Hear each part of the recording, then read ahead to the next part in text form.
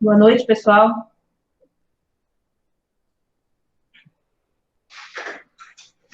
Boa noite. A nossa segunda aula do curso do curso de cuidador de idosos, nossa segunda aula de primeiros socorros. Sejam bem-vindos. Tá, Tereza, Cristina e Daniel. Ok. Na aula passada, nós estávamos falando um pouquinho sobre primeiros socorros. E falamos até o desmaio. Então, só para revisar,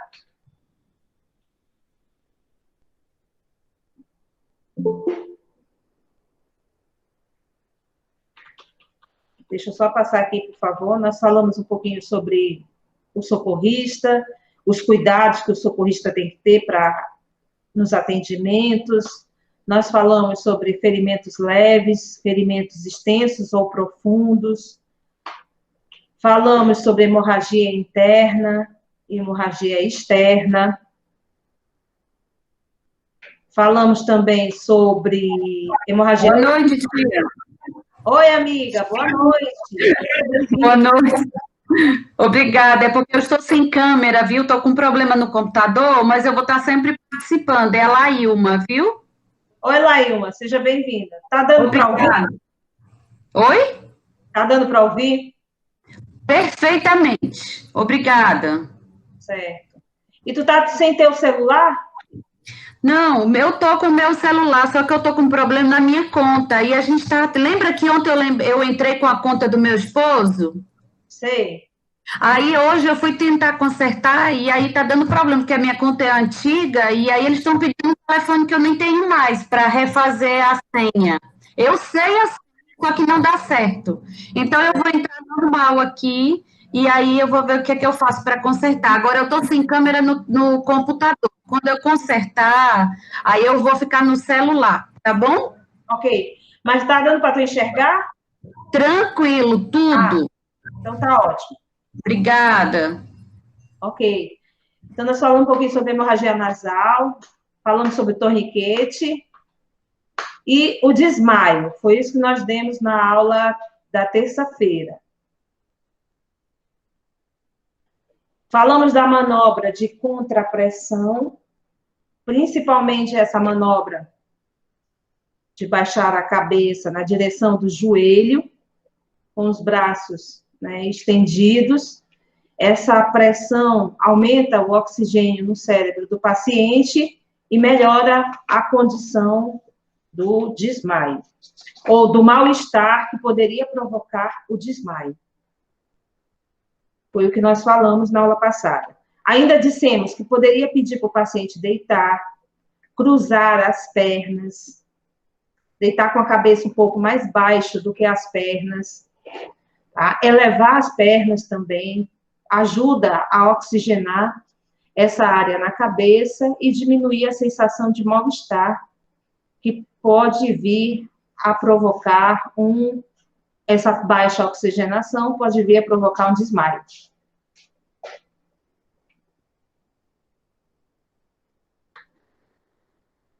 O próximo assunto, então, é convulsão. Convulsão não é uma doença, convulsão é um sinal de que alguma coisa no sistema nervoso central não está normal. É um distúrbio elétrico de comando do cérebro que pode levar a pessoa a convulsionar. Então, é um distúrbio elétrico, não é uma doença. As pessoas podem convulsionar por vários motivos. Mas, antes de eu dizer os motivos, vamos dizer o que você não pode fazer. Não segure a vítima. Não dê tapas. Não jogue água sobre a vítima. Afastar objetos ao redor dessa pessoa que está convulsionando, porque esses objetos podem ferir essa pessoa na pele. Afastar os curiosos, porque curiosos próximos de pessoa que está convulsionando só faz aumentar o calor. Proteger a cabeça. Proteger a cabeça pode ser com o chinelo da pessoa, o sapato, pode ser com a mochila, pode ser com uma roupa, um pano, tá? Proteger a cabeça para ela não bater a cabeça, não machucar a cabeça. Afrouxar as roupas, porque a pessoa vai ter movimentos e as próprias roupas, cinto, calça, podem machucar o paciente. Terminada a convulsão, solicitar o transporte. Essa pessoa convulsionou por algum motivo. Então, ela precisa de uma avaliação médica, precisa, talvez, de medicamentos corretos para evitar a nova convulsão. Então, precisamos encaminhar essa pessoa para o serviço médico. Nesse slide, eu coloquei que uma pessoa convulsionando, a musculatura dela vai ser contraída, e às vezes essa contração é no corpo inteiro. Quando a pessoa contrai, percebe que está contraído o rosto, o braço, as mãos, o tórax, né, a região glútea, a pelve e as pernas. E às vezes a pessoa faz um arco, é a fase tônica de contração. Um arco, esse arco pode ser na posição dorsal, esse arco pode ser também pela lateral, em decúbito lateral, a pessoa faz um arco de tanto se contrair. Outra coisa que pode acontecer durante a convulsão é movimentos repetitivos, que a gente vai dizer que é uma fase clônica da convulsão. O paciente repete o movimento com os braços, com as pernas, com os olhos, com o rosto, né?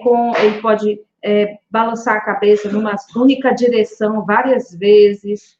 Isso são condições que acontecem na convulsão. O que você vai fazer? Vai apenas afrouxar a roupa do paciente, proteger a cabeça do paciente, não vai deixar ninguém dar nada para ele, vai deixar ele convulsionar, porque a convulsão vai parar, leva alguns minutos, mas para. Se por acaso esse paciente começar a sair uma secreção da boca dele, uma saliva muito espessa ou em grande quantidade, você tenta lateralizar a cabeça desse paciente para essa saliva escorrer.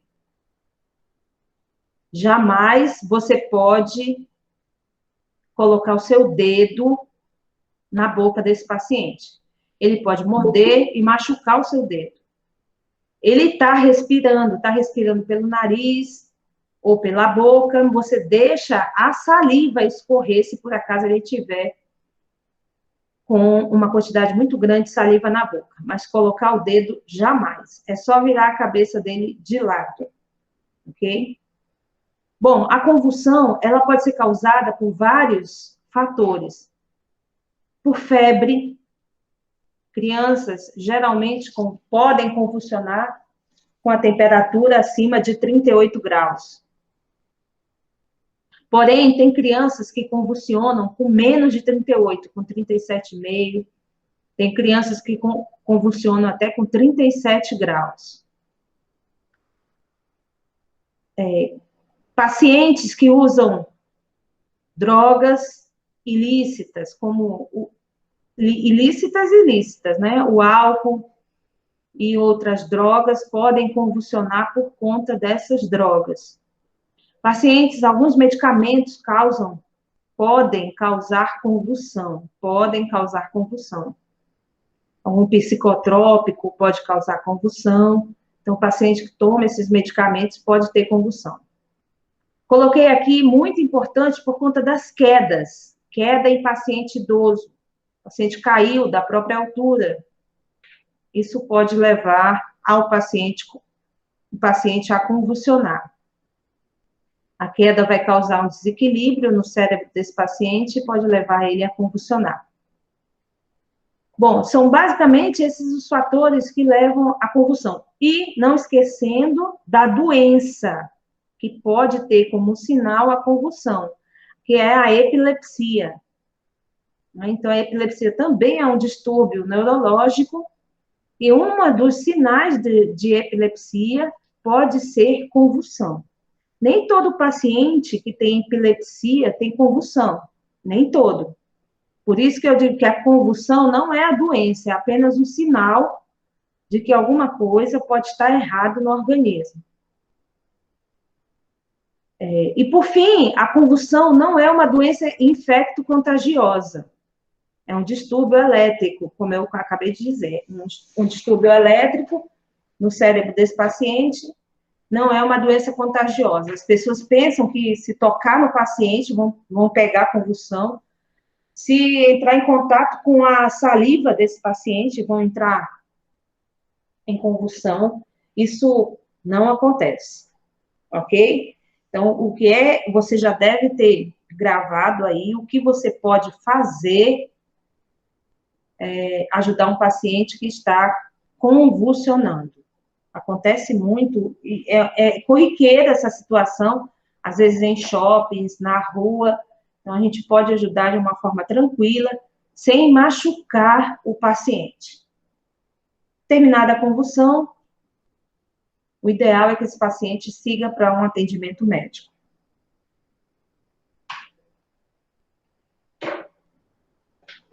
O próximo assunto são as queimaduras. Outra coisa muito comum, infelizmente, até mesmo com idoso. Eu gostaria até de fazer um parêntese, porque, às vezes, o cuidador entrega na mão dos seus pacientes, ou do seu paciente, uma caneca, uma xícara com café, com leite. E, às vezes, pode ser que seja muito cedo e o paciente ainda esteja com sono, ou ainda ele não dormiu bem a noite inteira, ele cochila durante o dia.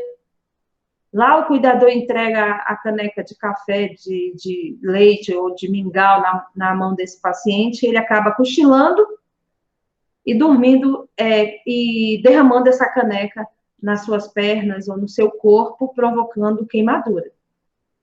Isso a gente já viu acontecer várias vezes, então vocês se alertem para que vocês não façam isso, entregar comida quente na mão do paciente, principalmente se ele estiver sentado, ele pode cochilar com aquele alimento e se queimar. Bom, as queimaduras são lesões na pele, provocadas geralmente pelo calor, pelo frio, mas que podem também ser provocadas pela eletricidade, ou também por contato com certos produtos químicos, por radiações ou até por fricção. Por exemplo, um relógio no braço de um paciente que esteja muito apertado pode causar uma lesão na pele desse paciente por calor e atrito entre a pele e o relógio.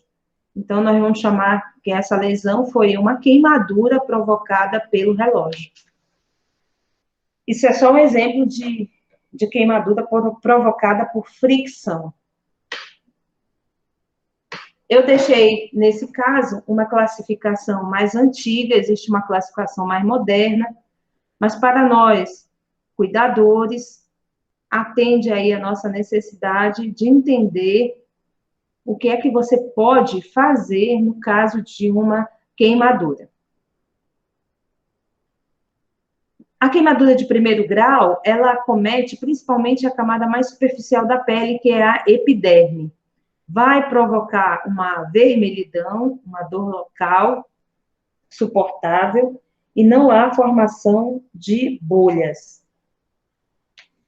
Veja a figura. O que nós podemos fazer no caso de uma queimadura dessa? A paciente que estava exposta ao sol. Isso acontece muito, todos os dias. As pessoas têm mania de ficar muitas horas expostas ao sol, e essa vermelhidão, ela não é uma coisa saudável. É considerada uma queimadura de primeiro grau, uma lesão na epiderme, que vai levar alguns dias para essa pele se regenerar e formar uma nova camada da epiderme sem essa vermelhidão. Geralmente, essa pele que morre faz uma descamação, popularmente a gente diz que descasca, quando já vai formando a nova pele. Isso leva pelo menos umas 2 a 3 semanas, que é o tempo de renovação da epiderme. Nessa foto de baixo é uma queimadura de criança, muito comum as crianças mexerem nas panelas, né? Quererem segurar a panela, meter a mão no fogão, e isso pode causar queimaduras leves até queimaduras graves com as crianças. E aí eu pergunto para vocês, o que é que você vai fazer no caso de uma queimadura leve?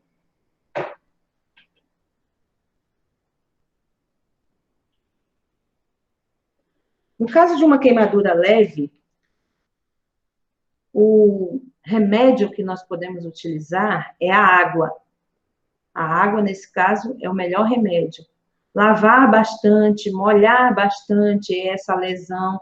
No caso de pequenas lesões, né, localizadas no dedo, na mão, no antebraço, no braço, na coxa. Lavar bastante, se possível, mergulhar esse membro numa bacia com água.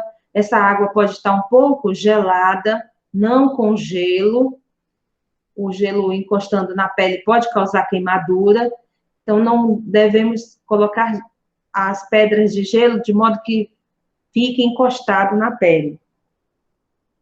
Mas a água gelada alivia a dor do paciente, causa menos incômodo. E, às vezes, se você deixar até o paciente dizer que não está mais sentindo dor, daí para frente ele não vai mesmo mais sentir incômodo na queimadura. Esse estímulo doloroso do calor diminuiu ou até cessou através da água fria ou da água gelada.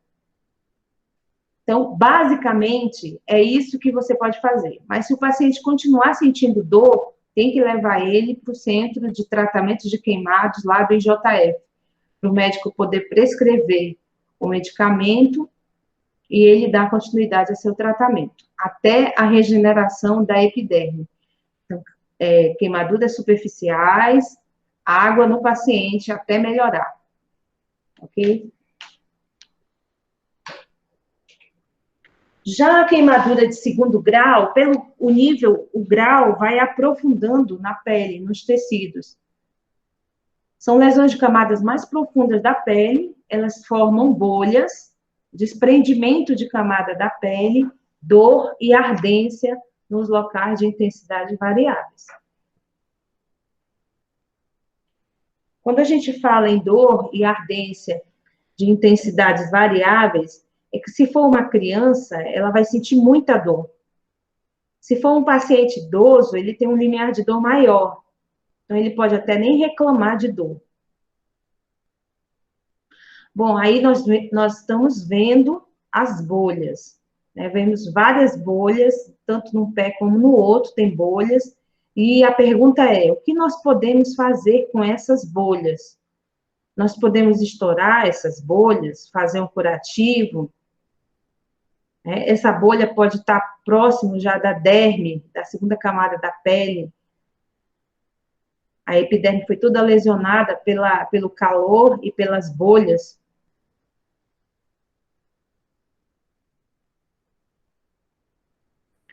Então, na verdade, você como cuidador não pode estourar essa bolha. Você tem que encaminhar o paciente para o serviço médico, falar com a família, porque o pessoal da área da saúde é que vai estourar essa bolha, mas vai estourar com equipamentos adequados, vai tirar esse líquido, pode ou não retirar essa pele, identificar o que é que tem por baixo dessa bolha, como está a situação da pele por baixo, e prescrever medicamentos. Geralmente, tem um protocolo de limpeza com antissépticos, antisséptico bom, concentrado. Tem um protocolo de uso de pomadas. Geralmente, a pomada que se usa em assadura é a sulfadiazina de prata. Gelada, às vezes eles colocam gelado, a sulfadiazina de prata com nitrato de cério, às vezes eles colocam na geladeira, para poder estar gelado no momento da utilização, diminuir mais o desconforto. Então, não podemos estourar as bolhas. Nós, em casa, em residência, não podemos estourar a bolha. Não pode esquentar uma agulha, como o pessoal faz na beira do fogo, estourar a bolha. Não pode esquentar tesourinha na beira do fogo para tentar cortar essa pele. Nada disso pode fazer, porque esse ferimento pode infeccionar, pode proliferar micro-organismo por baixo dessa pele, pode levar até a necrosar essa parte que está com esse tecido lesionado. Necrosar é um tecido que morre, e depois vai ter que ser retirado. No terceiro grau, queimaduras que envolvem esse grau, o comprometimento de tecidos mais profundos até o osso. Hoje, nós temos uma classificação do 4º grau. Na verdade, esse 4º grau é que envolve musculatura e osso. Hoje, esse 3º grau envolve, no máximo, até o tecido subcutâneo. Acontece que aqui a gente deixou ainda como 3º grau as queimaduras mais profundas e mais graves.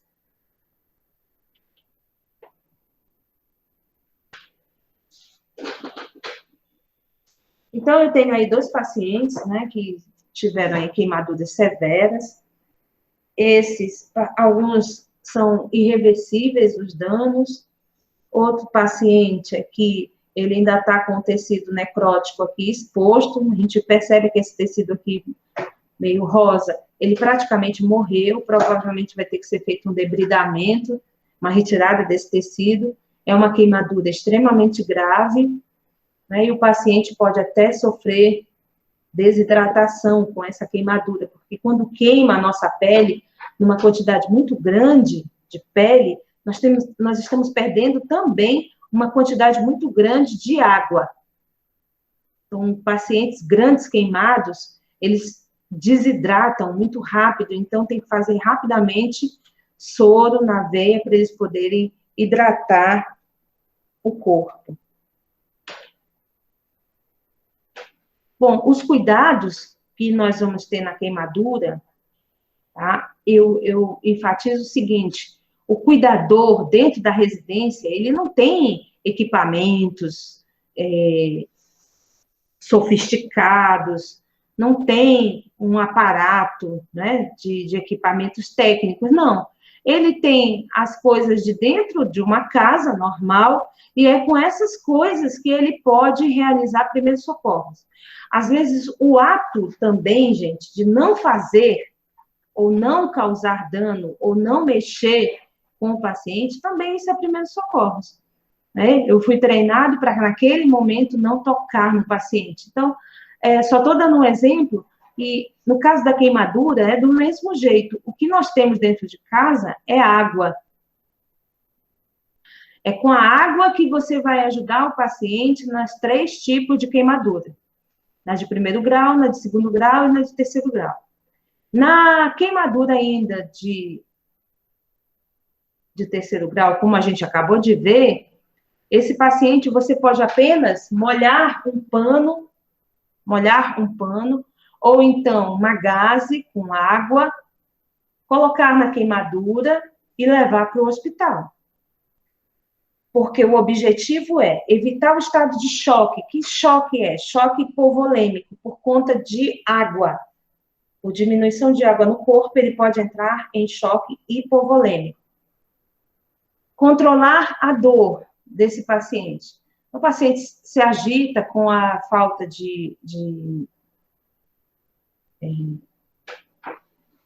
ele se agita com a falta de água, ele se agita por conta da própria queimadura, por conta da dor que essa queimadura provoca, o calor fica muito tempo no corpo desse paciente, provocando dor, destruindo, né, terminações nervosas pela queimadura.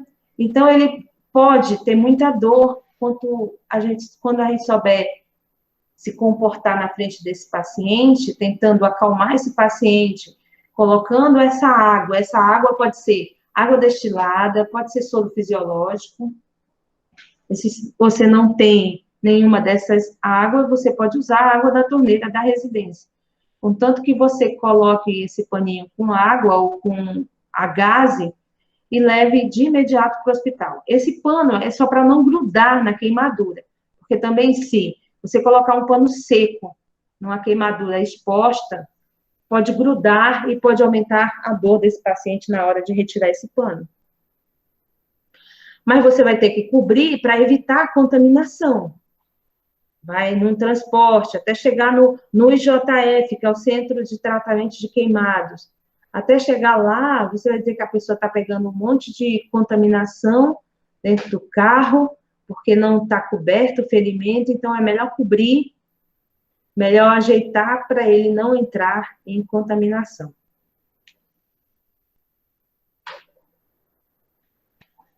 Atenção, não aplique óleos, loções ou outras substâncias em queimaduras externas. Não retire nada aderido na queimadura. Não fure as bolhas. Não toque na queimadura, porque tocar na queimadura provoca infecção. Agora, tem pessoas que utilizam manteiga em cima de queimadura, é óleo, é ovo em cima de queimadura, pasta de dente, café. Uma vez um colega disse que bota vinagre na queimadura. Eu disse, meu Deus do céu, é um tempero, né? Não é uma lesão, não é uma ferida, é um tempero em cima. Porque é óleo, é café, é ovo, é manteiga, é pasta de dente, né? Não pode, gente.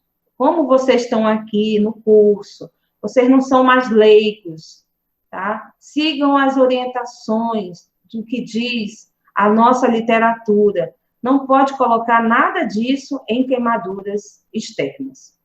Somente água, soro fisiológico com uma gaze, para evitar que grude na pele. Não pode grudar também.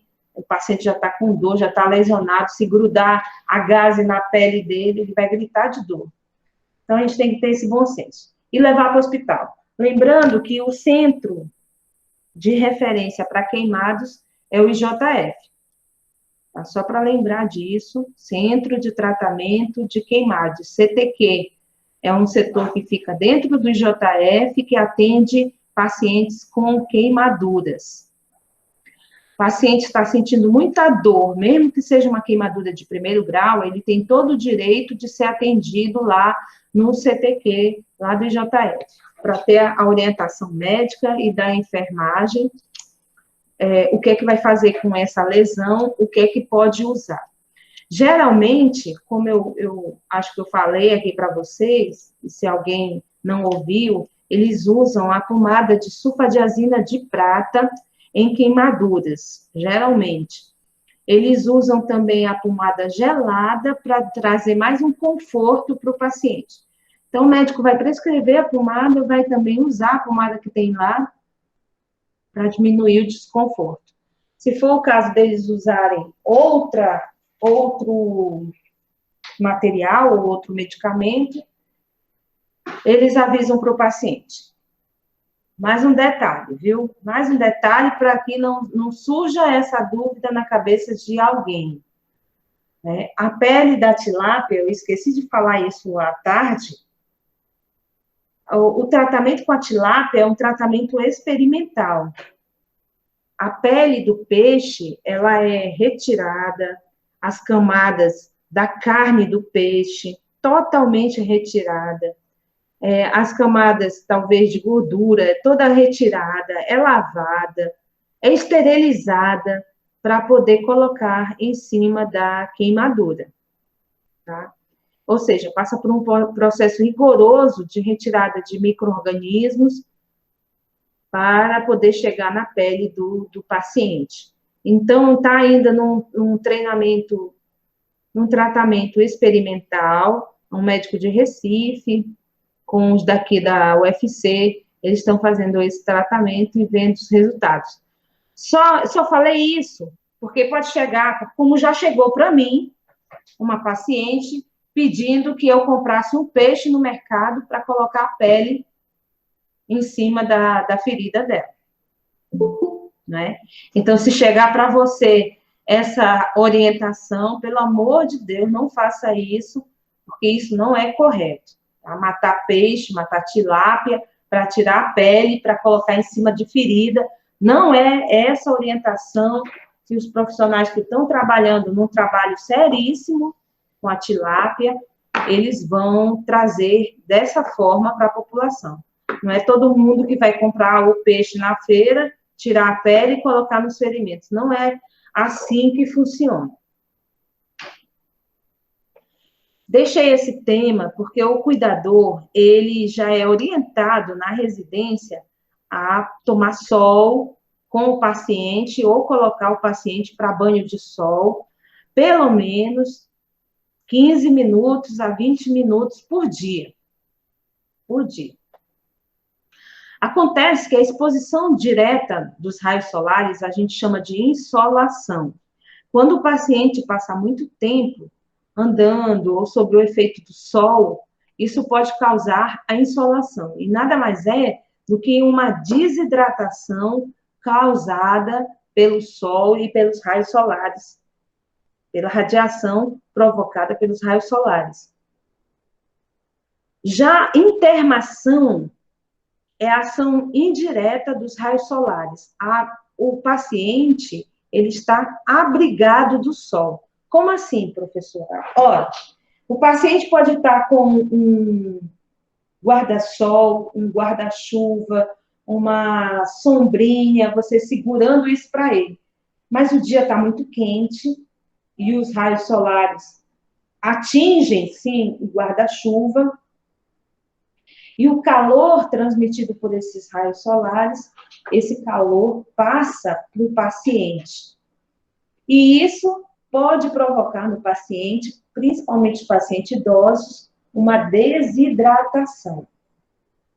E aí, o que você vai fazer? Só lembrando, insolação é os raios solares direto, e intermação é os raios solares através de um objeto que você tem. Então, o que é que você pode fazer? Retirar a vítima do local. Ora, se ele está se sentindo mal, às vezes a visão fica turva, fica escurecida, a pele fica ressecada, sente um mal-estar, pode sentir vontade de vomitar, e isso pode ser desidratação. Então, a gente tem que oferecer líquidos frios, somente se o paciente ainda está conversando, falando com você, se ele está consciente. Se ele desmaiou, se ele está sonolento, é porque a desidratação é mais severa ainda, então tem que transportar esse paciente para o serviço de saúde, tá? Para o serviço médico, e resfriar o corpo da vítima, né? Pelo menos tirar a roupa que esteja provocando muito calor, para poder encaminhar para o serviço médico.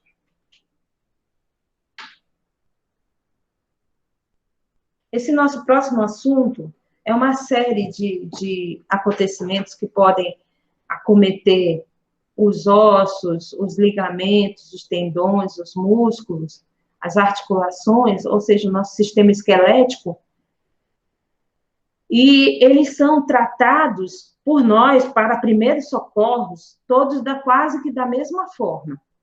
Tá? Da mesma forma, com imobilização e gelo. E o gelo ajuda, né, gente? Ajuda a fazer vasoconstrição, diminui o edema, diminui a dor. O gelo é um remédio. Então, quando o paciente estiver nessa fase, quando o paciente tiver, aliás, acometido qualquer estrutura do sistema esquelético, causando uma lesão, nós podemos usar o gelo. Nesse caso que eu coloquei aqui, a fratura pode ser fechada ou fratura exposta. São conceitos extremamente simples, existe muita coisa por trás disso, mas eu coloquei o que é mais simples para a gente poder discutir. Ora, fechada, eu não vejo o osso quebrado. E exposta, eu vejo o osso quebrado. Simples assim.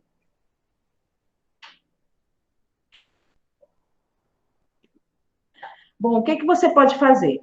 Colocar a vítima em posição confortável, expor o local, cortar ou remover as roupas desse paciente, controlar hemorragias e cobrir feridas antes de imobilizar, fazer um curativo, gente. Fazer um curativo. E providenciar a remoção da vítima.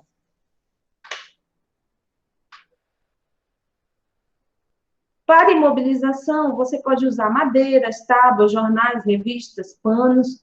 Não deve fazer massagem no local, não deve amarrar no local da fratura e não tentar colocar o osso no lugar. Nós vamos já voltar de novo para esse slide. Primeiro vamos ver o que é uma fratura fechada e o que é uma fratura exposta. Então, nesse slide, nós temos uma fratura exposta, onde o osso, provavelmente a fíbula, que é um osso estreito que nós temos na perna, nós temos a tíbia e nós temos a fíbula. Com o impacto do trauma, a pele se rasgou completamente e a gente tem que ver que aí nós temos músculos, tendões, nós temos aí a epiderme, a derme subcutâneo, todos esses tecidos se rasgaram e se apresentaram na superfície da pele. Então, isso aí nós temos que é uma fratura exposta. Nesse caso, é muito importante você prestar atenção, porque nós não podemos chegar no hospital, só no caso da fratura exposta, não tem problema nenhum você abrir a boca e falar, porque você está vendo ali o osso para fora. Doutor, o paciente está com uma fratura exposta, o osso está aqui do lado de fora. Né? O médico entende que você entendeu que o osso está para fora, então é fratura exposta. Mas nesse caso, você não pode chegar para o médico e dizer: olha, doutor, o paciente fraturou. Como é que você sabe que o paciente fraturou? Certo? O médico vai perguntar isso. Como é que você sabe que ele fraturou? Ok? Porque é mais difícil. Agora, tem alguns sinais que a gente pode prestar atenção e desconfiar, é a coisa que você tem que dizer, a palavra certa, desconfiar que tem fratura. A primeira coisa é o edema. O edema é o inchaço. Olha o pé do paciente como está. Olha o volume, olha os dedos. Olha a região plantar. Totalmente edemaciada. Nós, apesar da foto, nós visualizamos aqui que está edemaciada. E através do raio-x, esse raio-x que está do lado direito, se você observar, esse aqui é o pé normal e esse é o pé fraturado. Olha o volume ao redor dos ossos, olha o volume ao redor dos ossos aqui do membro do pé, que não tem fratura.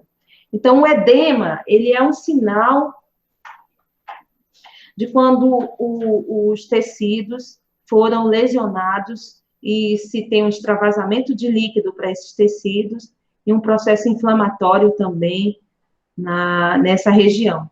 O edema é um dos pontos. O outro ponto é que você vai perceber sangramentos. A gente vai dizer que são hematomas ou equimoses, manchas na pele, né? Ou talvez um hematoma, a gente percebe por conta da brutalidade do choque entre o osso e os tecidos do nosso corpo. E, por fim, você vai pedir para o paciente mexer levemente aquela região que provavelmente tem uma fratura. Na maioria dos casos, ele não mexe, ele não vai conseguir mexer o pé, não vai conseguir mexer os dedos. Você pode até pedir para ele, tenta aí mexer os dedos, mas isso, às vezes, é até uma defesa do nosso organismo. Há um desligamento, né, da função dos nervos. Às vezes, há rompimento dos nervos, e às vezes há um desligamento dessa área, porque ela está lesionada. Se for colocar como se estivesse normal, o paciente ia mexer o pé. Então, o organismo cuida de desligar algumas ações de sistema nervoso e provocar essa perda de movimentação também por conta da fratura.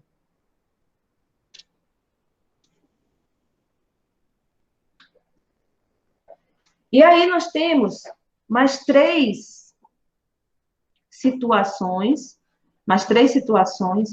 que também são bem comuns de acontecer com o paciente idoso. Antes de falar dessas três, eu lembrei só mais uma coisa, só reforçando a questão do cuidador na fratura. O paciente idoso, ele pode fraturar um osso andando, descendo um degrauzinho na calçada, né? A borda da calçada, descendo a borda da calçada. Ele pode fraturar até andando. Ah, mas eu estava andando, caminhando, devagar com o paciente. De repente, ele não conseguiu mais andar. Ele pode ter fraturado, né? Fraturado o osso. Então, o paciente idoso é bem complicado, você tem que ter muito cuidado, principalmente quando vai avançando a idade. Pode se fraturar mobilizando ele na cama, mudança de decúbito, pode fraturar o paciente também. Ou pode causar fraturas. Então, é um paciente mais delicado, onde você permanece com todo o cuidado para não causar lesões nesse paciente. Bom, falando de luxação, entorse e contusão. A luxação, na verdade,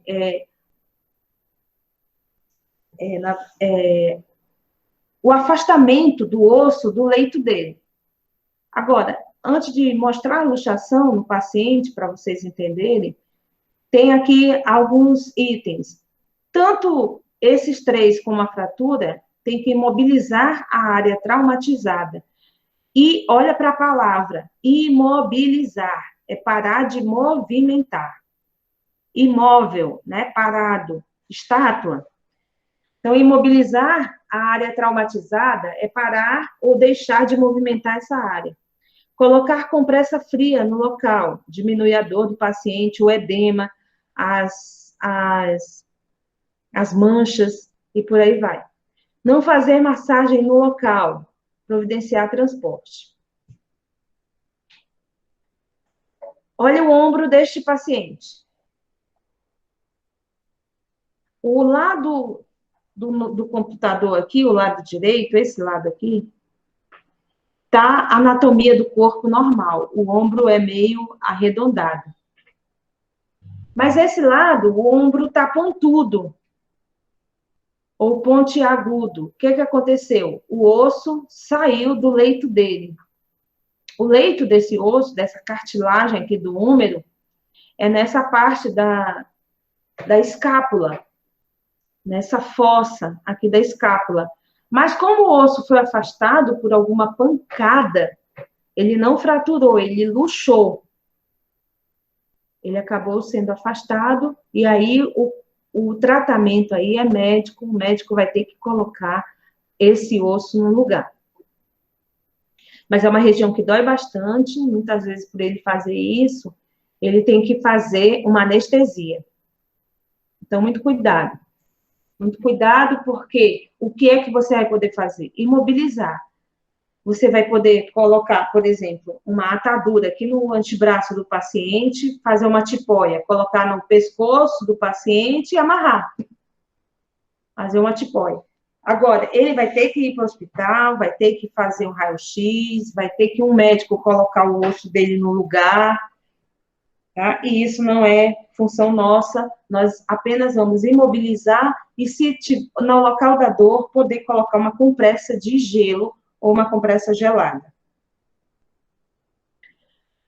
O outro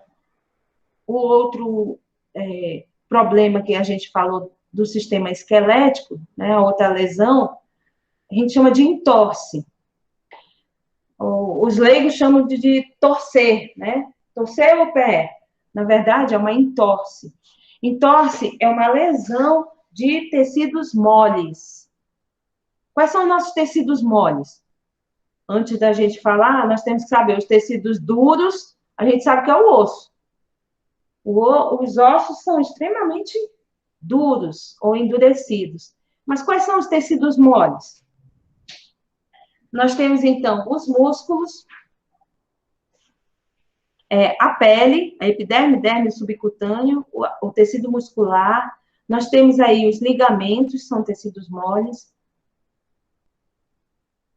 Os tendões também são tecidos moles. Então, nós temos essas estruturas. Nesse caso, vocês percebam aqui bem pequenininho, esses tecidos branquinhos, ligando um osso ao outro, se chama ligamento. Tá? Ligando um osso ao outro. E esse ligamento, esses ligamentos, podem se romper com facilidade no caso de sofrerem um impacto ou uma pressão. Veja aqui nessa foto que essa parte aqui onde está a setinha está rasgada. Bem aqui atrás também está rasgado. Deixa eu ver se tem outro. E parece que é só. Esse rasgado e esse rasgado. Difícil de ver no raio-x, isso aí. O médico provavelmente vai fazer um ultrassom, porque o paciente vai reclamar, às vezes, de dor, do edema, mas aí o médico não sabe onde está a entorse. Então, tem que fazer um raio-x. Desculpe. Se precisar, pode fazer uma tomografia, ou até uma ressonância, ou então uma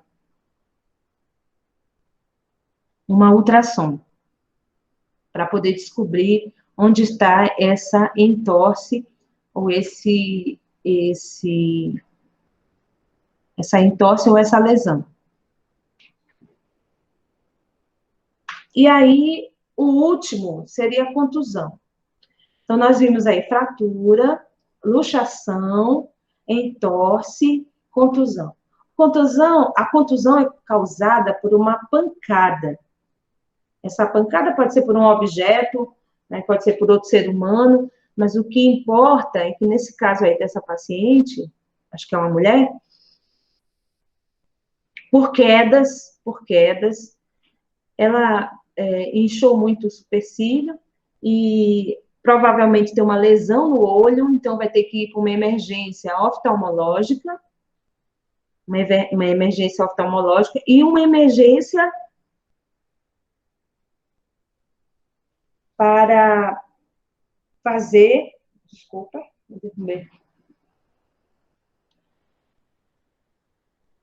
para fazer uma tomografia para ver se essa paciente não teve nenhuma lesão no encéfalo ou dentro da caixa craniana, no cérebro dessa paciente.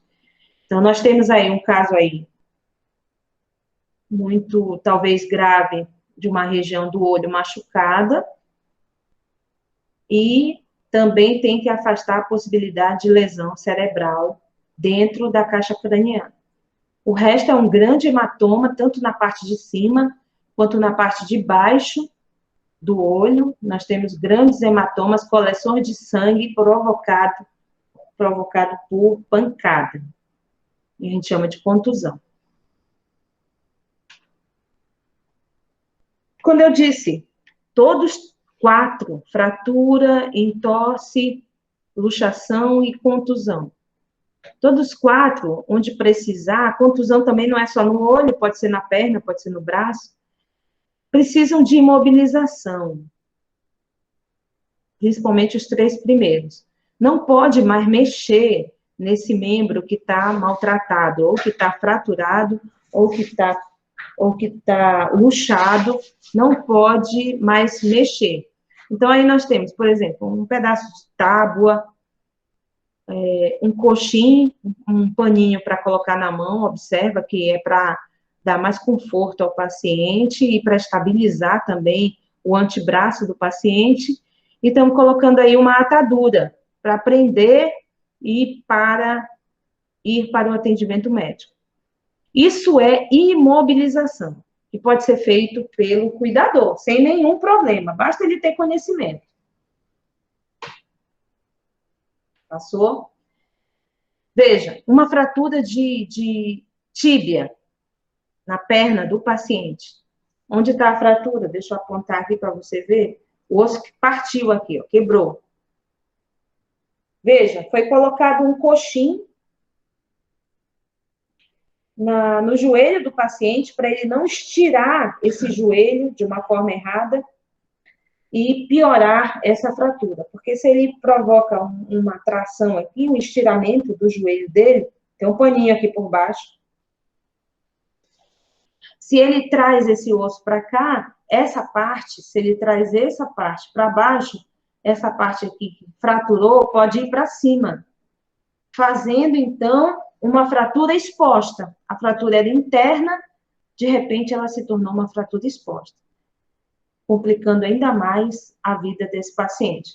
Então, lá nas recomendações, a gente diz, imobilize com um material rígido, amarre o membro do paciente, aqui está todo amarrado, pode ser com pano, com atadura, tá? Pode ser com esses dois materiais.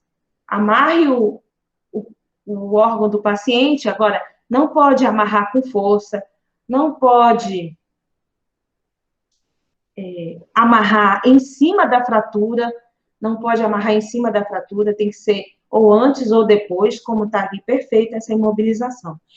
E tem que imobilizar uma área muito maior do que a fratura. Você disse assim, por que ele não botou uma tábua aqui até o joelho? Botava uma tábua aqui do joelho até o pé. Porque se botar uma tábua aqui no joelho, ele vai dobrar o joelho e o osso vai rasgar aqui a perna. A imobilização tem que ser bem maior, tem que ser bem mais para cima, pegando toda a área que está lesionada e boa parte, e até uma articulação acima, como é o caso desse daqui, ó, da articulação. Daí ele não mexe, não consegue mexer mais a perna de jeito nenhum. Veja, um paciente desse pode ser imobilizado até a chegada do transporte, do SAMU, por exemplo. Um paciente desse pode ser imobilizado, para que não mexa mais essa perna e não cause uma lesão maior. Grandes fraturas, como é o caso da fratura de fêmur, o paciente tem que colocar o paciente, por exemplo, numa porta de madeira. Tá? Uma tábua muito comprida, ou então numa porta de madeira, para que ele possa até ser transportado nessa condição, ou fique esperando o resgate sem se mexer mais, imobilizado. Porque, não no SAMU, porque o pessoal do SAMU tem as pranchas, então eles conseguem pranchar o paciente, colocar nas pranchas e levar as pranchas rígidas, consegue levar o paciente para a emergência. Tá? Eu só quero passar para vocês que essa imobilização ela é necessária para evitar que a pessoa fique movimentando, tem que imobilizar. Se for, por exemplo, uma fratura no dedo, imobiliza toda a mão até o punho. A fratura no antebraço, imobiliza todo o antebraço, a mão, e até os cotovelos, e assim por diante. A gente tem que imobilizar para o paciente não mexer mais. Eu considero o acidente ocular, mais um assunto para a gente em primeiros socorros, o acidente ocular bem difícil da gente lembrar. Mas se você já sofreu com o olho seco, né, com o olho ressecado, talvez você lembre dos primeiros socorros em questão de acidente ocular. A gente tem que ir lavar bem o olho com água ou soro fisiológico em abundância, ou seja, em grande quantidade. Não pode remover corpo estranho, tem que proteger o olho e tem que transportar a vítima para o atendimento médico. Ou seja, nós podemos fazer pouquíssima coisa. Mas o que você vai fazer é imprescindível para a saúde desse paciente depois do atendimento médico.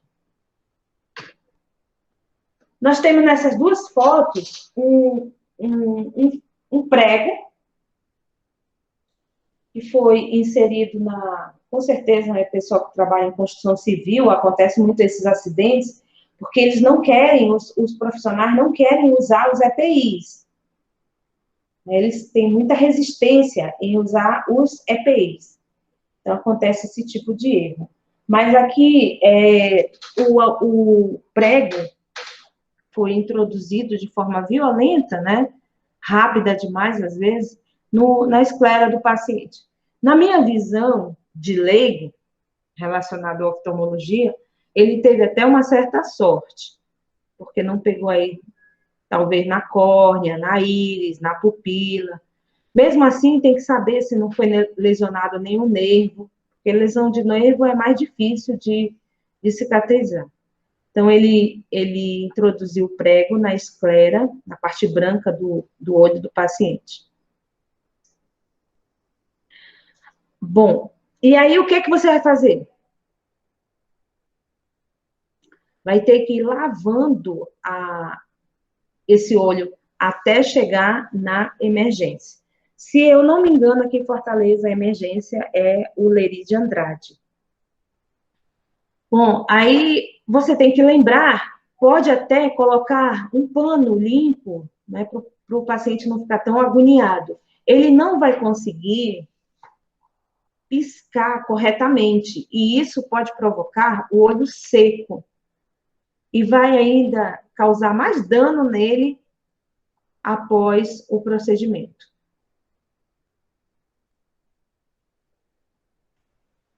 Então, a gente pode lavar o olho do paciente, colocar um paninho nesse olho e levar para a emergência. Lavar com bem soro e não esquecer de sempre umidificar até chegar na emergência. Nesse outro caso, é mais complicado ainda, porque você tem que lembrar, por isso que eu digo, a lesão ocular, você vai ter que lembrar desses detalhes. Eu espero que ninguém passe por esses aperreios, né? Mas se passar, pelo menos não vai piorar, porque o objetivo do atendimento de primeiros socorros é não piorar a lesão, já está grave, e a gente não faz nada e deixa piorar essa lesão, então esse não é o objetivo. Nesse caso foi um anzol, né? O anzol, ele colocou no olho e deve ter aí várias lesões por conta desse formato do anzol, mas essa parte do anzol é pesada para essa área do olho. Então, o que é que tem que se fazer? Objetos que fiquem pendurados perto do olho do paciente, devem ser presos com fitas, para evitar puxar ainda mais esse tecido do olho do paciente que já está lesionado.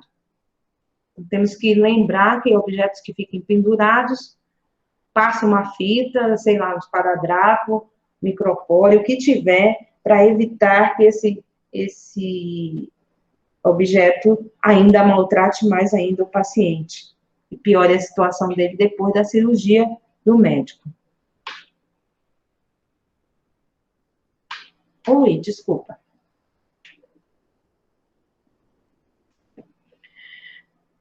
Gente, além de tudo, ainda podemos falar muito brevemente de primeiros socorros, envenenamento ou intoxicação.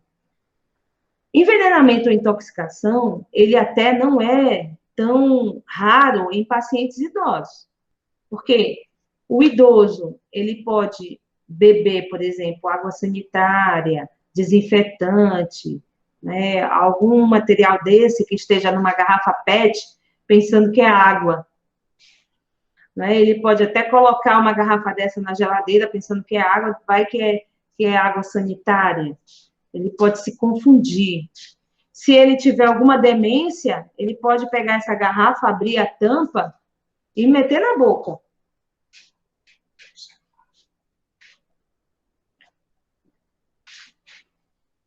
E aí, você tem que ter muito cuidado com isso. Não deixar garrafas abertas, garrafa com ácido, garrafa com água sanitária, garrafa com com desinfetante, com detergente. O idoso pode colocar na boca, virar essa garrafa, achando que é para beber alguma coisa. Isso vai provocar um envenenamento ou uma intoxicação no paciente, dependendo do material que ele ingeriu. Essa conduta, ela é uma conduta bem diferente das outras, porque na maioria dos casos, você vai chamar o socorro, vai pedir ajuda, vai relatar o que está acontecendo com esse paciente, para alguém poder lhe ajudar. No caso do envenenamento, a gente tem que agir rápido, pegar esse paciente e levar para o hospital quase que imediatamente, tá? Remover a vítima do serviço de saúde imediatamente. Por quê? Se por acaso você chamar a ambulância, o SAMU vai demorar aí 30, 40, 45 minutos para chegar lá no local, já deu tempo de absorver o veneno e esse paciente entrar em óbito. Então, não é uma coisa que dá para a gente esperar por muito tempo. Outra coisa importante, eu ia até consultar se isso ainda é verdadeiro, porque esses números que eu coloquei, eu tirei da internet, do Instituto Dr. José Frota, de Fortaleza, mas já faz algum tempo. O CIATOX, que é o Centro de Desintoxicação, só um minuto aqui, por favor.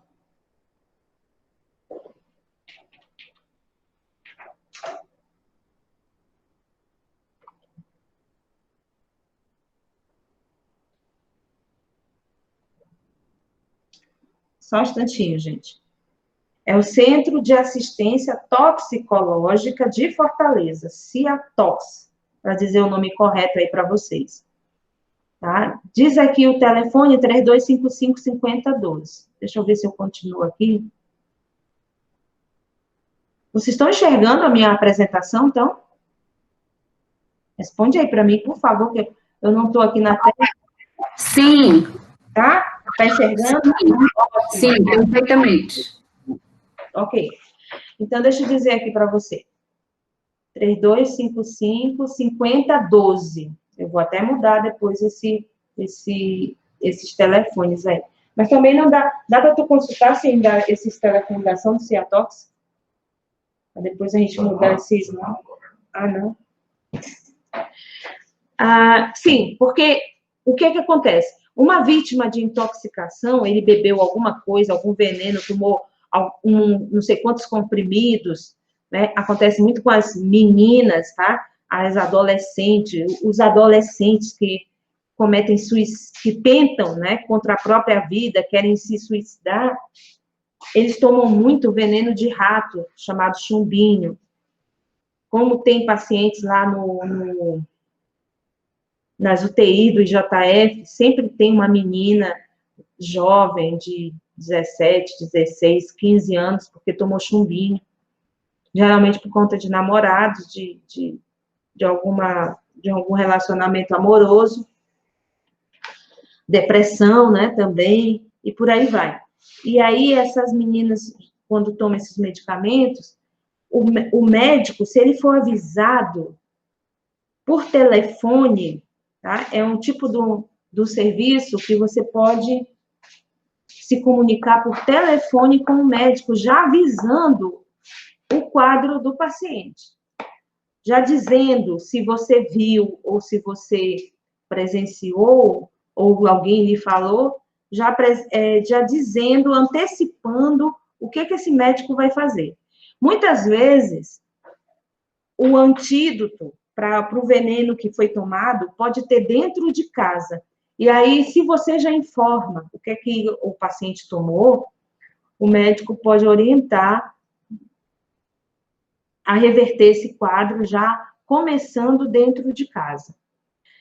Mas isso tem que ser feito em conjunto com o médico e o paciente, ou a família do paciente, na verdade, ou o cuidador, porque não podemos fazer da nossa cabeça nem da cultura popular. Não podemos, por exemplo, dar leite para o paciente, não podemos fazer o paciente vomitar. Se for um ácido que ele tomou, ele engoliu o ácido queimando, e se você provocar vômito, o ácido volta queimando. Então, são duas lesões, a de entrada e a de saída. Tá? Então, ligar para esse centro, se esse telefone não é mais, procura, bota na sua agenda o telefone correto do Ciatox, você procura no Google, para que você possa saber o que fazer. De repente, o seu idoso engoliu água sanitária. Que Deus o livre, engoliu água sanitária. Liga logo para o Ciatox e vê qual é a condição, o que pode fazer com esse paciente, e encaminha ele lá para o centro para poder ser atendido pelo médico. Muitas vezes o médico já se prepara para esse paciente que já está chegando por conta dessa intoxicação. Tanto o queimado, o centro de queimado faz isso, quando recebe a notificação de que tem um paciente para ser levado até o centro de queimados, quanto o de intoxicação também. Espero que tenha ficado claro. Quando a gente dá essa aula aqui, nós fazemos questão de mostrar a manobra de desobstrução das vias aéreas, chamada manobra de Heilig ou Henrich, como que você quiser falar. Isso acontece com objetos sólidos. O paciente se engasga, um pedaço, sei lá, de pão, de carne, né, comendo alguma coisa desse tipo, algum objeto que ele colocou na boca. Então, esse paciente não consegue falar, não consegue tossir de forma eficaz, porque se ele conseguisse tossir, ele colocaria para fora. O que você vai fazer? Vai aproximar-se por trás, posicionando as mãos no apêndice xifoide. O que é o apêndice xifoide? Palpa aí em você, bota sua mãozinha na boca do estômago, no final do osso do externo. Se você colocar sua mão, você vai ver que afunda, né? No final do osso do externo, aqui, ó, no apêndice xifoide. O nome é esse, é um nome feio, mas na verdade é a ponta do osso do externo que tem uma cartilagem que a gente diz que é apêndice xifoide, depois do final do osso do externo. Bom, você coloca a sua mão em punho, com os dedos fechados. A parte do polegar, você encosta nessa área aí do apêndice xifoide, mas onde afunda. E com a outra mão, não dominante, você segura e você vai fazer esse movimento, ó. Esse da seta. Para trás e para cima. Certo? Para trás e para cima. Esse movimento vai fazer com que o paciente, aliás, crie uma pressão através do diafragma, empurrando o ar que tem no pulmão para expulsar o objeto que esteja na garganta desse paciente. Essa manobra você vai fazer várias vezes, tá? Até a desobstrução total. Essa manobra, quando a gente aprende, você pode fazer qualquer pessoa da sua casa, só para você treinar, não precisa apertar com força, porque senão a pessoa pode até vomitar, mas só para você entender como é a mão. A mão, gente, ó. Professora, Oi. Só para me entender, a mão direita, ela está fechada totalmente. E aí está sobre ela pressionando, é isso? Eu vou abrir aqui só para eu mostrar para vocês a manobra. Eu agradeço. Gente, ó, a mão fechada. Essa parte da mão, que faz esse furinho, é que tem que encostar aqui na boca do estômago. Não é virado assim, não. Nem virado ao contrário. Não é desse jeito, não. É essa parte do furinho feito pelos dedos fechados. Ó, essa parte que aperta. A outra mão não dominante. Essa vai ser a sua mão dominante. A outra não dominante. Aqui você tem força, que você escreve. É a dominante. A não dominante você vai segurar, apertar. E o movimento para trás e para cima, com força, viu? Você vai dar um sopapo com força no paciente. Essa manobra, não são poucos os relatos, até de cuidadores aqui do próprio curso, que disseram que tiveram êxito nessa manobra e desobstruíram e salvaram a vida dos pacientes, onde eles estão cuidando deles.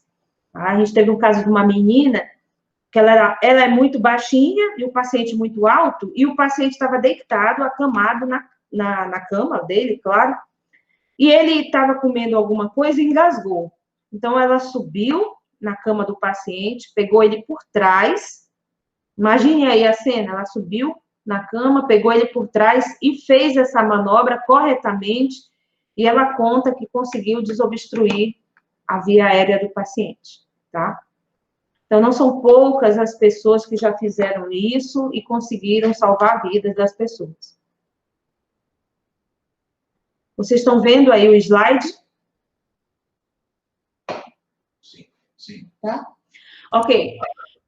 Essa manobra, ela funciona para os sólidos, porque para o líquido, você tem que ou aspirar com o aspirador e fazer líquido, que a gente diz, o paciente está engasgando aí com água, com suco, sei lá. Vai ter que aspirar o excedente da boca dele, fazer ele cuspir tudo que está na boca, tossir, de preferência, deitar ele e virar ele de lado, para que essa água saia, tá? Mas a manobra não é para os líquidos, é para os sólidos. Qualquer coisa sólida que engasgou, o paciente engasgou. Nessa primeira figura, o paciente, quando ele está engasgado, ele não vai conseguir responder às suas perguntas, ele vai levar logo a mão no pescoço, é um sinal de que ele está mostrando para você que ele está engasgado. Quando você vê qualquer pessoa levando a mão no pescoço, corra, porque essa pessoa está engasgada e tem que fazer essa manobra aí. Vai fazer a manobra até a desobstrução. Às vezes, 1, 2 ou 3 vezes já resolve a situação. Mas tem pacientes que precisam fazer mais. E se por acaso isso pode acontecer, você não conseguiu desobstruir a via aérea do paciente, em poucos minutos, entre mais ou menos 3 a 5 minutos, esse paciente vai desmaiar. Vai desmaiar por falta de oxigênio no cérebro dele. Então, ele vai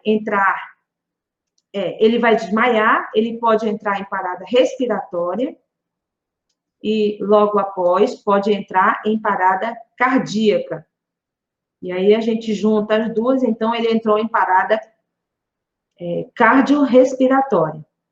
Aí, nesse momento, infelizmente, você tem que rapidamente chamar o SAMU, porque você fez a manobra e não conseguiu desobstruir, e você vai começar a RCP, que é a ressuscitação cardiopulmonar.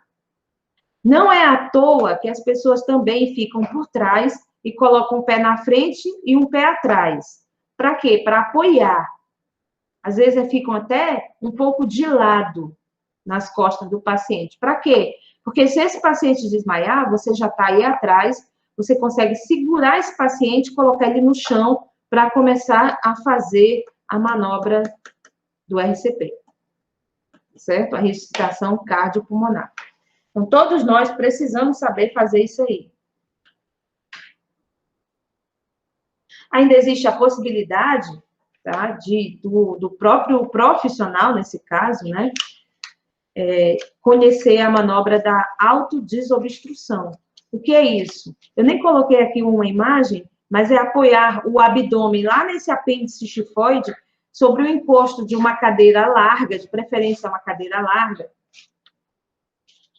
para que se comprima o abdômen na tentativa de deslocar o corpo estranho.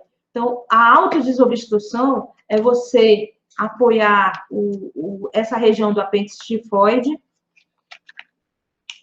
numa cadeira larga e tentar empurrar várias vezes para desobstruir alguma coisa que ficou empatando o oxigênio, de passar na sua garganta e na sua árvore respiratória.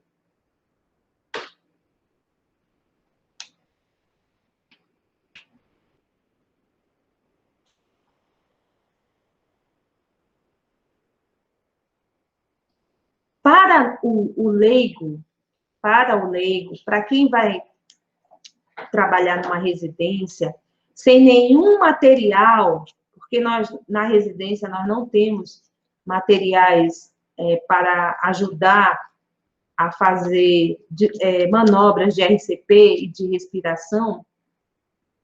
Na parada respiratória, o que você vai ver, vai ouvir e vai sentir é a respiração do paciente. Para nós que já tivemos aula aqui de sinais vitais, sabemos que o tórax do paciente levanta e baixa, e a gente visualiza isso através do próprio corpo do paciente. Você não está vendo o paciente respirar, então você começa a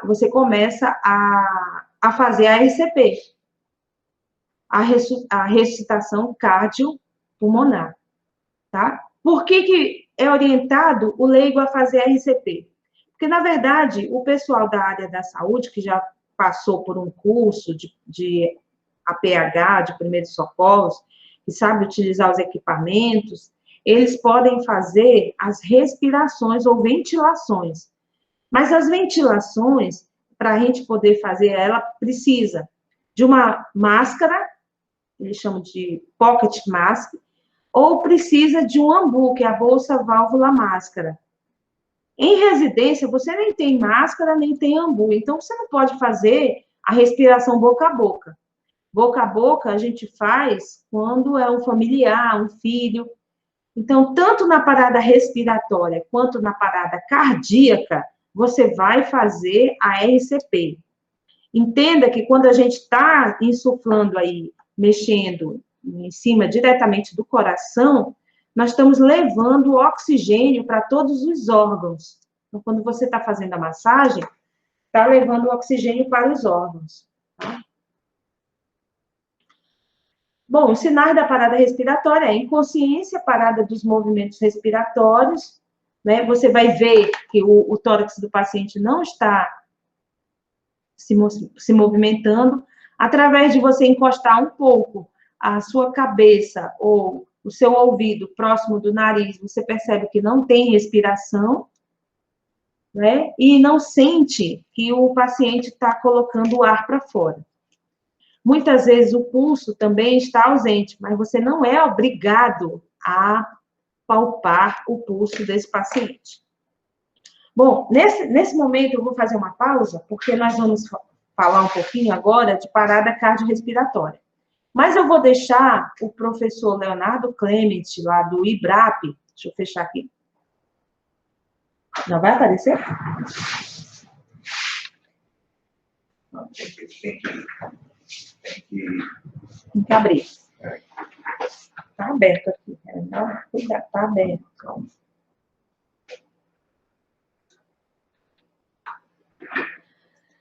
Eu vou deixar o professor Leonardo Clement da IBRAP para mostrar um pouquinho para vocês, porque o treinamento não para. Peraí, não solta não.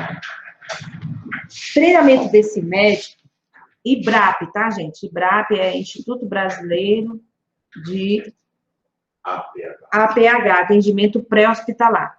Esse médico criou esse instituto e ele colocou na cabeça que ele vai treinar todas as pessoas do Brasil a fazerem a RCP. A intenção é ele multiplicar esse conhecimento para todos. Lembrando que esse conhecimento não é só para os profissionais da área da saúde, em hipótese nenhuma, é qualquer pessoa. A intenção dele é que um leigo, uma pessoa, uma criança, um adolescente, aprendesse a fazer a ECP. A intenção dele é essa.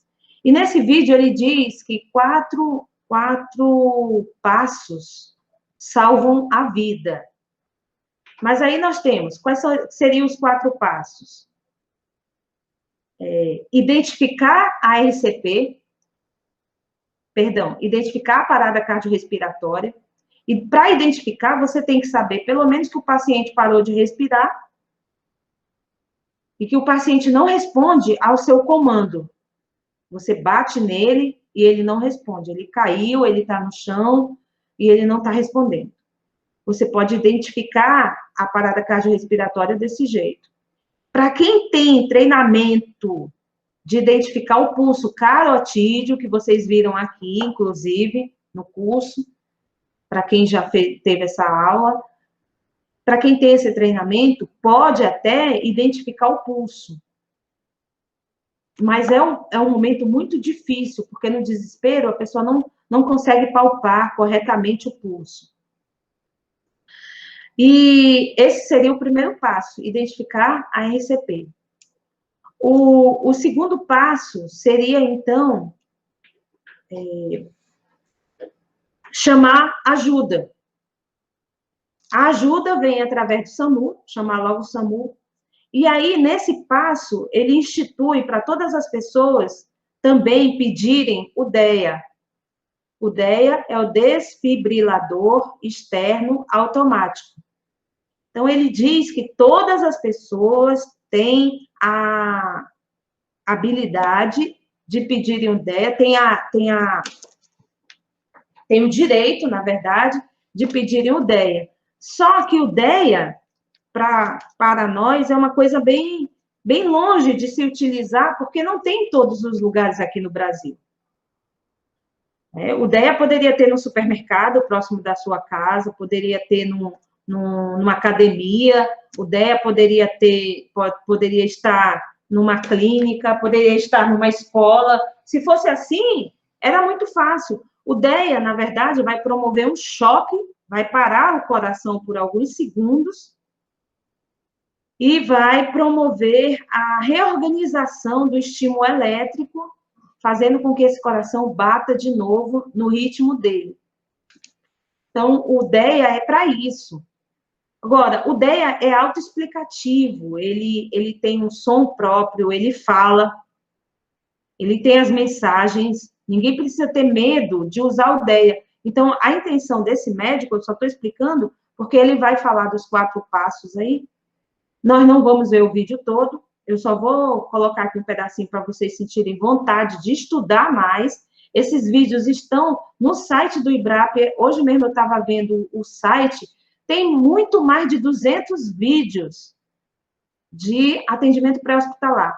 E ele faz a maioria desses vídeos para todas as pessoas, não importa se é um profissional de saúde, se é uma pessoa que está trabalhando como cuidador, ele faz esse vídeo para todo mundo, para salvar crianças, ali um bocado de bonequinho de infantil, ó. É que ele mostra como fazer RCP, que é a ressuscitação nas crianças, nas gestantes, nos pacientes adultos, mostra como desobstruir a via aérea, também na criança, no adulto e na gestante. Mostra aí uma série de coisas que a gente precisa pesquisar. Eu estou aqui só estimulando vocês a pesquisarem, a verem, a tirarem um tempinho, olharem esses vídeos, estudarem, porque não vai dar para aprender numa aula só como essa. Quando a gente está com aula presencial, a gente faz exatamente esse treinamento, mas eu não faço com DEA, porque é até um erro nosso. A partir de agora eu vou botar para fazer nos cuidadores com o desfibrilador, porque já é um sufoco para o cuidador sentar ou colocar os joelhos aqui no chão, como está o médico, porque todo mundo reclama do bico de papagaio, da dor na coluna, do joelho que está doendo, da calça que não está boa. Mas, gente, para salvar uma vida, não dá para colocar essas coisas na frente, não. Entendeu? Para salvar uma vida. E detalhe, né? Nós não estamos falando só aqui do seu paciente, não. Estamos falando também de familiares. onde você deve, além de aprender, treinar seus familiares. Que Deus o livre, você sofre uma parada cardiorrespiratória dentro de casa. Tem alguém para lhe socorrer dentro de casa? Comece a fazer essas perguntas. Se as pessoas da sua residência sabem fazer RCP, se fosse você que passasse mal e sofresse uma parada cardiorrespiratória, e se for alguém da sua família, você já está apto a fazer esse treinamento? Então, vamos tirar aqui um tempinho. Eu não vou colocar o vídeo todo, inclusive eu vou até dar uma acelerada no vídeo, tá? Para que vocês peguem a parte realmente que ele gosta de explicar demais. O professor Leonardo, ele é pior do que eu, ele fala pelos cotovelos. Então, ele gosta de explicar muito, para ver se a pessoa vai captando e relações com esses diferentes tipos de dispositivos, ou seja, nós vamos ver como aplicar os 4 passos que salvam vidas. Reconhecer uma PCR precocemente, pedir ajuda de forma adequada, fazer RCP de alta qualidade com boas compressões e boas ventilações e utilizar o desfibrilador externo automático. A gente vai ver isso na prática aqui em nossa vítima adulta.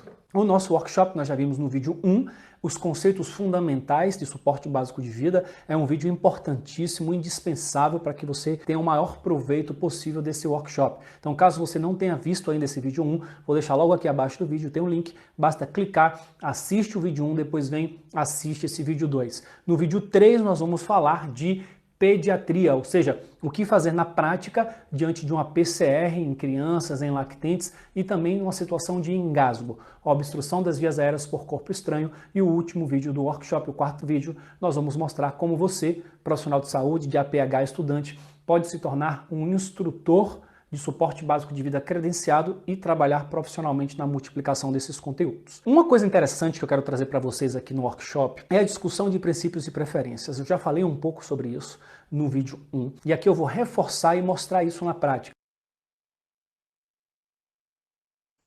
Eu vou passar um pouquinho o vídeo, porque ele ainda vai explicar um bocado de coisa. Eu vou passar um pouquinho o vídeo para vocês pegarem aí a RCP. Deixa eu desligar aqui meu...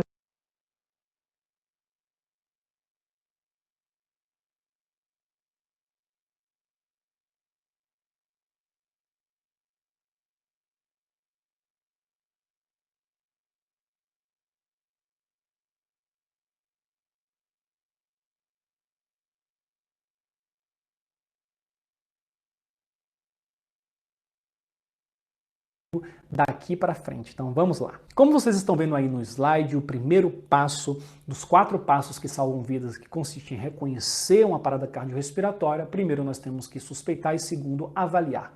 O que é que essa avaliação envolve? Tá aí, segurança do local, responsividade e respiração e pulso. Lembrando que eu estou aqui seguindo as recomendações da American Heart Association. Então eu cheguei no local próximo de um paciente, eu percebo que esse paciente está ali caído, eu posso me aproximar inclusive do paciente colocando um dos joelhos no chão e outro joelho dessa forma, isso vai facilitar uma eventual retirada da cena, não me exponho completamente ao paciente dessa forma.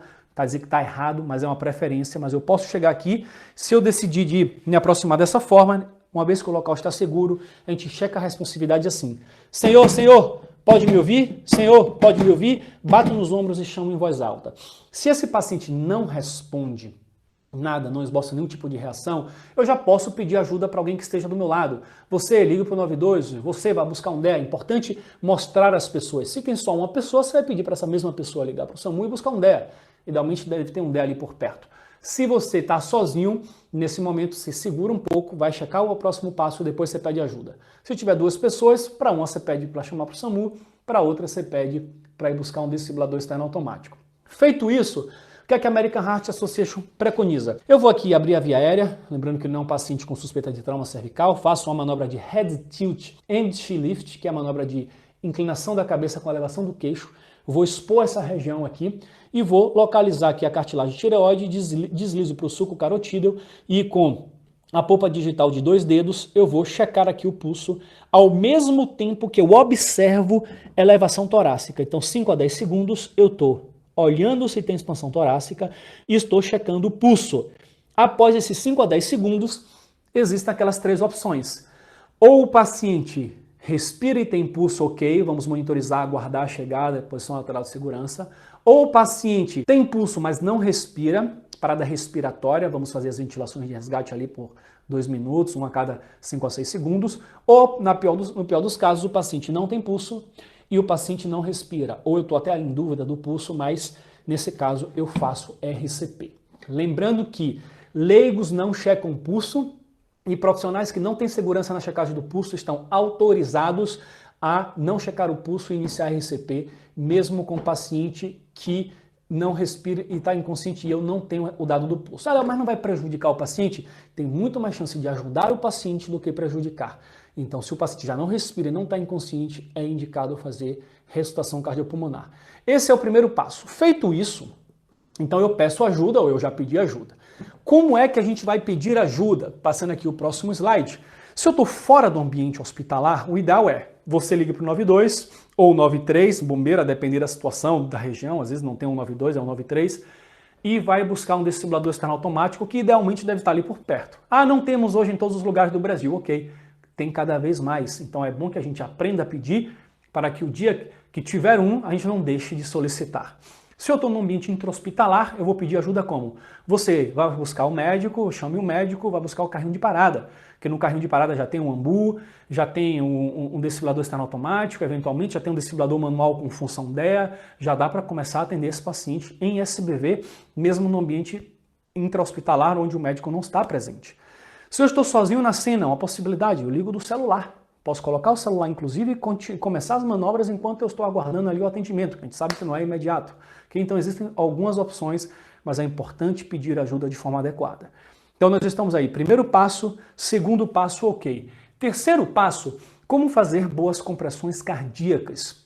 Então, o passo a passo aqui que a gente vai acompanhar no slide. Observe, localizar a linha intermamilar aqui no centro do externo, a linha intermamilar. Essa linha intermamilar ela pode variar anatomicamente de uma pessoa para outra, por isso que não é talvez a melhor referência anatômica. A melhor referência seria a metade inferior do externo. Então o externo ele vai da fúrcula external até o apêndice estifoide, que é esse pontinho aqui na região final do externo, próximo da região epigástrica. Eu vou localizar a metade inferior, sendo que eu tenho que me afastar do apêndice estifoide. Essa região aqui ela não vai fazer movimentação. Essa região aqui extrema, final, eu posso fraturar e gerar lesão de órgão interno. Então o ideal é fazer na metade inferior, porém se afastando aqui. Então aqui está o centro do externo, eu vou posicionar minha mão, a região hipotenar da minha mão aqui no centro. Então bem essa região do calcanhar da mão no centro.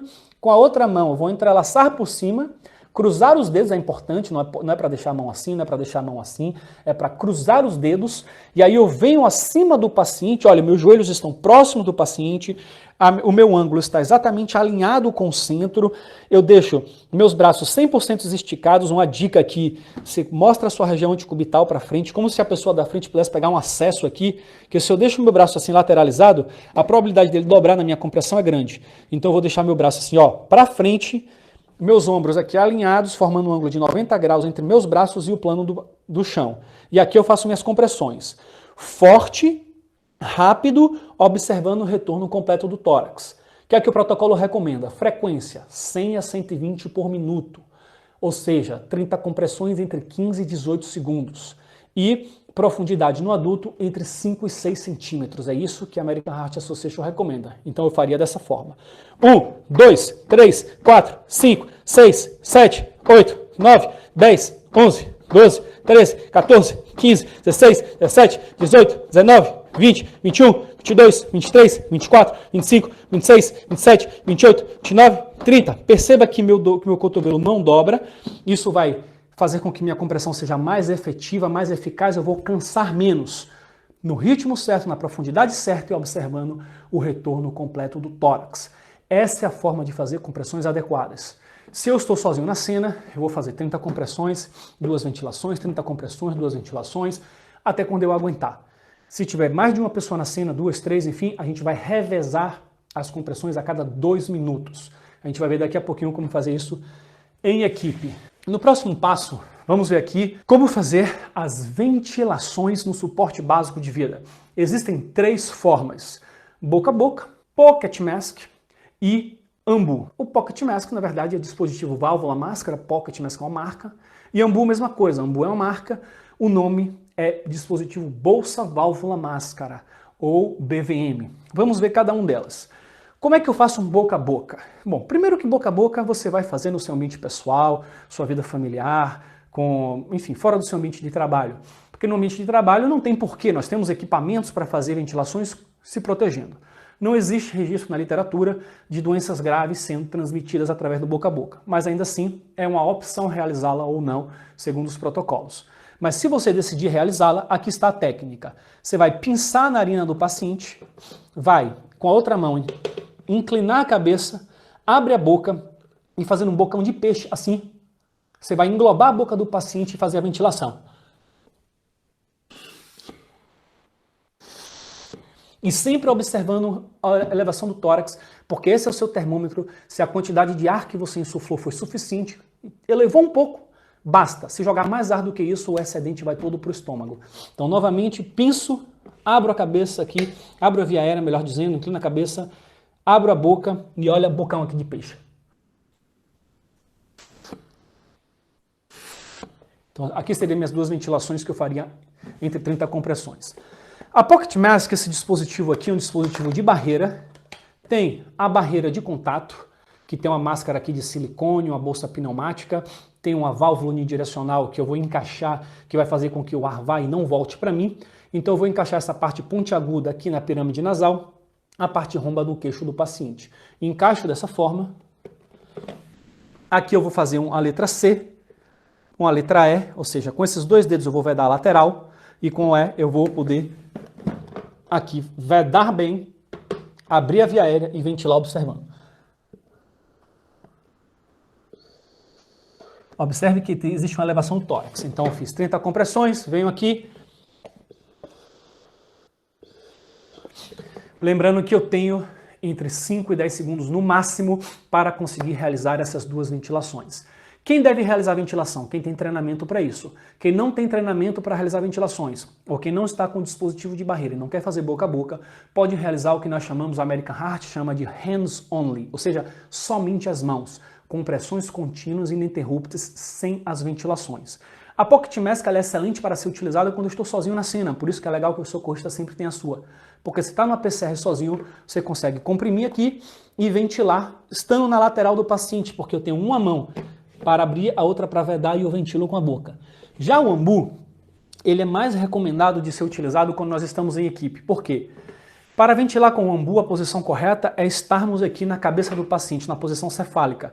Então tem um colega que está ventilando na lateral, eu estou na cabeça. Esse ambu, por exemplo, ele tem a possibilidade de encaixar a mão aqui, para fazer menos esforço de segurá-lo, possibilidade. Os ambus, eles podem vir com um reservatório que pode ser encaixado aqui, em uma cânula aqui, para poder colocar O2 suplementar.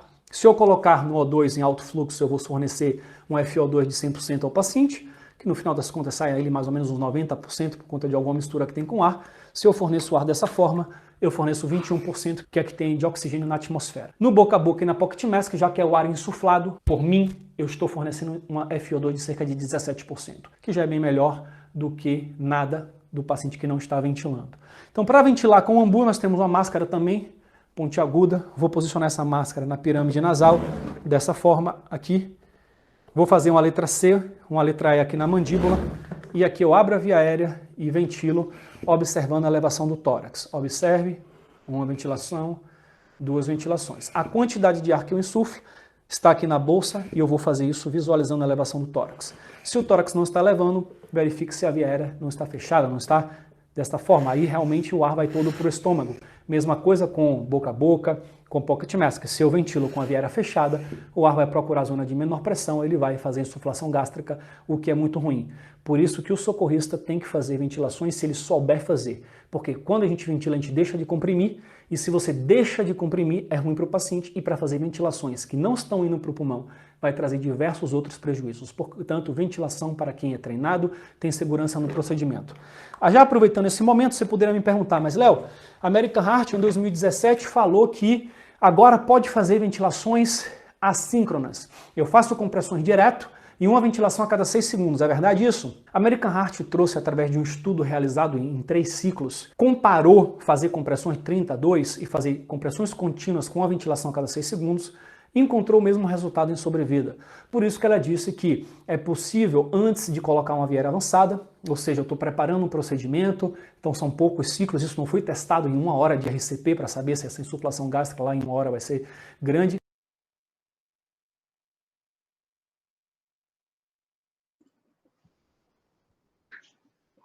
Gente, ó, pausei porque o vídeo é muito extenso. A outra coisa, estão me ouvindo? A outra coisa é que vocês perceberam aí que ele utiliza materiais que vocês não vão ter na residência. Tá dando para ouvir? Ok. Vocês não vão ter na residência aquela máscara, a não ser que você compre. Essa máscara que ele mostrou, que ele chama de Pocket Mask, ela é barata, fora esse período da pandemia. Não custava, eu acho que uns R$20, aquela máscara. Ela é de uso individual. De repente, você precisar fazer uma ventilação no paciente, você tem a sua. Mas observe, 2 pontos. Só pode checar pulso quem sabe checar o pulso, claro. Se não, é fazer RCP direto. Só pode fazer ventilação quem sabe fazer a ventilação. Ele mostrou ali que a primeira coisa, antes de fazer a ventilação, é abrir as vias aéreas. Né? Colocar a mão na testa do paciente e elevar o queixo. Tem que abrir totalmente a via aérea. Porque se deixar a cabeça para baixo, gente, quanto mais para baixo a cabeça, ou alinhada a cabeça, a árvore respiratória fica mais fechada. Quanto mais para cima, mais para trás, na verdade, a árvore respiratória fica mais aberta. Então, se não souber fazer a ventilação, o ar, em vez de entrar no pulmão, ele vai para o estômago. E aí vai fazer, como ele falou, de insuflação gástrica. Vai perder tempo, enquanto, em vez de você estar fazendo a RCP, a manobra de ressuscitação, a massagem cardíaca, você está ali perdendo tempo com a ventilação e não está fazendo corretamente. Então, essa questão aí, eu coloquei para vocês visualizarem o naipe aí do conhecimento do professor Leonardo Clement, que é médico e fundador da IBRAP, para vocês terem curiosidade de irem atrás de mais conhecimento, porque o nosso curso aqui, o nosso curso Ananeri, ele se propôs em dar essa aula, porque nós conversamos aqui, que eu não poderia deixar de dar, aliás, eu não poderia dar um curso e deixar de dar pelo menos uma orientação sobre o que é fazer uma massagem cardíaca, como é uma RCP, tá? Eu tive, inclusive, um relato aqui de uma aluna que disse que a irmã dela faleceu dentro de casa, no banheiro, e aí eu perguntei, o que foi que tu fez? Fiquei olhando. Ou seja, ela teve uma parada cardíaca, lógico que ela entrou em desespero, foi chamar a ambulância, mas não fez nada. E eu já vi vários vídeos desse médico, ele dizendo, é muito triste quando o SAMU é acionado, chega na casa das pessoas que tiveram RCP, tiveram parada cardiorrespiratória, a pessoa entrou em parada cardiorrespiratória, o SAMU foi acionado, o SAMU chega, às vezes, mais de 30 minutos, 20 minutos, e ninguém está fazendo nada lá na residência. Ninguém está fazendo uma massagem cardíaca, ninguém está fazendo uma ventilação, ninguém está fazendo nada. Isso é muito triste para o Brasil. Infelizmente, a maioria das pessoas não sabe fazer uma massagem cardíaca para ajudar esse paciente a sair desse quadro. Né? Então, a minha preocupação é que vocês, como cuidadores, jamais pensem que vocês não podem estudar, inclusive até para ser um instrutor de atendimento pré-hospitalar. Porque não é obrigatório ser técnico de enfermagem, ser enfermeiro, nem médico, tá certo? Ele está formando instrutores para multiplicar esses conhecimentos. Lá dentro do site deles, eles vão falar sobre obstrução de via aérea, como eu já falei, em criança, em adultos, em gestante, vão falar de hemorragias, vão falar de problemas com idosos, vão falar de quedas, e aí várias questões de atendimento pré-hospitalar, de torniquete. No site deles tem mais de 200 vídeos. Eu estava visualizando hoje, 200 eu acho que é pouco, eu acho que é uns 300 ou 400 vídeos. E que está à disposição de qualquer pessoa para aprender a fazer uma RCP. Mas a minha preocupação é principalmente com essa massagem, porque agora vocês não estão aqui no curso, né? Vocês podem passar por essa situação e, infelizmente, pode até ser uma pessoa da sua família. E vão pensando aí, porque esse conhecimento, se você adquire esse conhecimento, você tem que passar para os seus familiares. Porque que Deus o livre seja você passando por uma parada cardiorrespiratória, será que tem alguém para lhe socorrer dentro da sua residência? Então, não é só aprender. Se você aprender, você vai ter que passar esse conhecimento também. Passar esse conhecimento para outras pessoas, inclusive seus familiares. Tá certo? A nossa preocupação é justamente essa, de poder mostrar um pouquinho para você. Eu trouxe o professor aí, você já conhece. O site é da IBRAPH, I-B-R-A-P-H, IBRAPH, tá? Tem na internet, tem no YouTube. O professor, o nome é o Leonardo Clement.